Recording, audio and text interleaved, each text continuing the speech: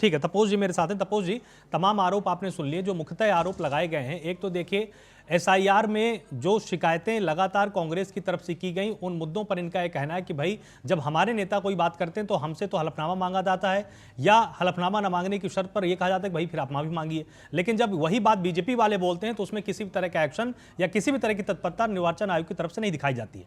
Samajwadi party का मुख्य तौर पर कहना, जो कि रामगोपाल जी ने भी आज साफ तौर पर सार्वजनिक मंचों से बात कही, कि हमने तो हलफनामा दायर किए थे, हमने हलफनामे के साथ ही शिकायतें की थी, फिर निर्वाचन आयोग ने आखिर एक्शन क्यों नहीं लिया? देखिए, कहावत है, नाच न जाने आंगन टेढ़ा। आज सारी विपक्ष पार्टियां यही बताने की कोशिश कर रही हैं कि हमें वोट नहीं मिल रहा है तो इलेक्शन कमीशन जिम्मेदार है। देखिए, दो तीन चीजें मैं बता दूं। इन लोग अगर प्रेस कॉन्फ्रेंस सुने होते ना, तो ये जो यहाँ पे बोल रहे हैं, ये शायद उनका आंसर लेके आए होते। देखिए, समाजवादी पार्टी के ऊपर जो बात हुई थी कि एफिडेविट दिया कि नहीं अखिलेश यादव ने, और समाजवादी पार्टी ने, उस पे इलेक्शन कमीशन ने ये कहा है कि चुनाव के बाद दिया गया है। अब चुनाव के बाद दिया गया, आप चुनाव हो गए हैं, उस पर डिसीजन हो गया है, आपने कोई उस पर बात नहीं कही है। अब आप कह रहे हैं कि पूरा का पूरा चुनाव जो वोटर लिस्ट है वो गड़बड़ है। ये कैसे हो सकता है? ये अब आपने जो एफिडेविट दिया है उस पर हम कार्रवाई करेंगे। यूपी इलेक्शन के स्टार्ट के 6 महीने पहले जब वहां का एसआईआर स्टार्ट होगा तब उसके बाद करेंगे, और एक साथ इसको भी एड्रेस करेंगे और नए वोटरों को भी ऐड करेंगे, और जो जो उस समय की स्थिति होगी उसको करेंगे। उस समय आपके बीएलए के पास ऑप्शंस होगा उस पे जो भी रिस्ट्रिक्शंस है उसको रेज करने का बीएलओ के सामने। दूसरा क्वेश्चन का आंसर देता हूं, जो ये कह रहे हैं कि 45 दिन के अंदर वीडियो जारी करने का। देखिए, गलत सलत आरोप लगा रहे हैं।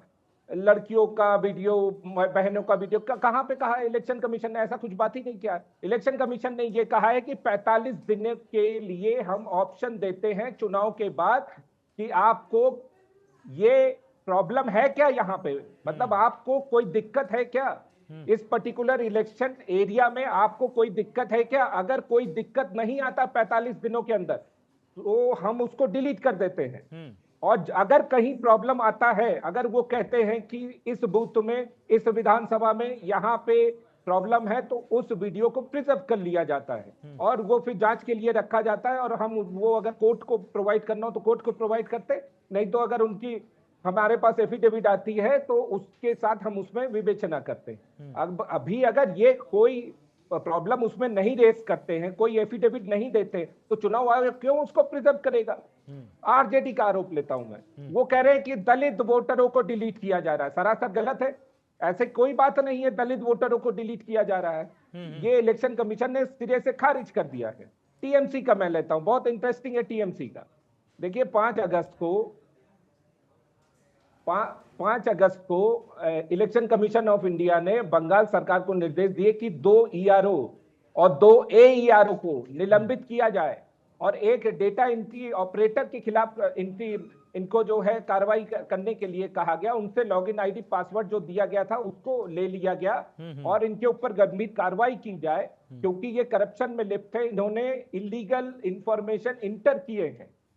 लेकिन ममता बनर्जी गवर्नमेंट क्या कहती है कि ये ईमानदार ऑफिसर है। हम केवल 2 लोगों को उन्होंने एक एईआरओ और एक डेटा एंट्री ऑपरेटर पे उन्होंने कार्रवाई की, बाकी लोगों को उन्होंने कवर फायर दिया और कहा कि ये हमारे बहुत ईमानदार लोग हैं, हम इनके ऊपर कार्रवाई नहीं करें। मतलब 3 लोगों के ऊपर कोई कार्रवाई नहीं कर रहे। एक चीज और बता दूं, बीएलओ जो बनाए जाते हैं वो राज्य सरकार की जिम्मेदारी होती है।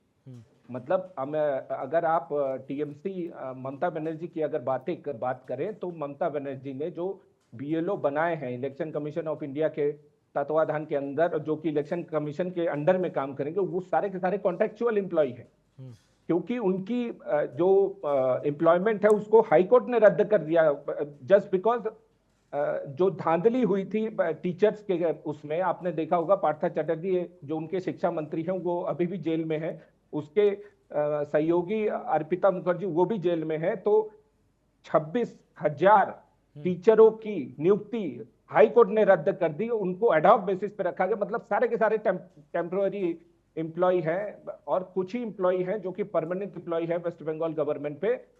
अब इन टेम्पोररी एम्प्लॉयज को लेके यहाँ पे ये काम कर रहे हैं और वो कॉम्प्रोमाइज्ड स्टेट में चले जाते हैं तुरंत, क्योंकि उनकी जवाबदेही कम हो जाती है। इसकी गारंटी कौन लेगा? ईसीआई ने 4 अधिकारियों और 1 डेटा एंट्री ऑपरेटर के खिलाफ जो ग्रीवेंसेस और लैप्स का आरोप लगाया है, उन्होंने कहा तुरंत इनके अगेंस्ट में एफआईआर करिए, इन लोगों को हटाइए। कर रही है। इसके खिलाफ ना एसपी कुछ बोलेगा, ना राहुल गांधी कुछ बोलेंगे, ना तेजस्वी यादव कुछ बोलेंगे, ना अखिलेश यादव कुछ बोलेंगे। कुछ बोल के दिखाए, क्योंकि ये मिली भगत है इनकी। जहां पे इनको चुनाव जीत जाना पड़ता है मतलब जीत जाते हैं, वहां वो कुछ भी नहीं बोलते। महुआ मोइत्रो को अभी आप बोलते हुए दिखा रहे हैं। 5.5 लाख से ऊपर उनको वोट मिला कृष्णनगर में। बीजेपी के चौबे जी हारे हैं वहां पे, कल्याण चौबे, उनको 4.5 लाख के आसपास वोट मिला।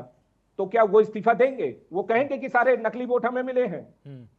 एसपी के अभी आप रामगोपाल यादव को दिखा रहे, तो वो रिजाइन कर दे, झा रिजाइन कर दे, गौरव गोगोई रिजाइन कर दे, अगर वो संवैधानिक संस्थाओं पे इतना अगर विश्वास नहीं रखते हैं तो। और एक चीज और, क्रोनोलॉजी देखिए, 2022 में इमरान खान को हटाया गया चुनाव के धांधली के आरोप लगाकर। 2024 में शेख हसीना को हटाया गया चुनाव में गड़बड़ी आरोप लगाकर और उसमें छात्र प्रदर्शन किया गया। और 2025 में विपक्षी पार्टी कमोबस उसी को रिप्लिकेट करने की यहाँ कोशिश कर रही है और श्रीलंका जैसी स्थिति बनाने की कोशिश कर रहे हैं। कुछ लोग यहाँ पे आके टीवी में इस तरीके का बयान दे रहे हैं कि इस सरकार के अगेंस्ट में महलों में घुस जाना चाहिए, संसद में घुस जाना चाहिए, इनको मार डालना चाहिए। ये कियोस करने की कोशिश करते हैं। पहले ईवीएम खराब है, फिर वोटर लिस्ट खराब है, अब चुनाव के बाद जब हारेंगे तब कहेंगे पूरी जनता ही खराब है। इनके हिसाब से चले तो ठीक, नहीं तो फिर सारे संवैधानिक संस्था खराब है, लोकतंत्र खराब है, जनता खराब है, सब लोग खराब है। कोई एक संस्था इन्होंने छोड़ा है। ठीक है।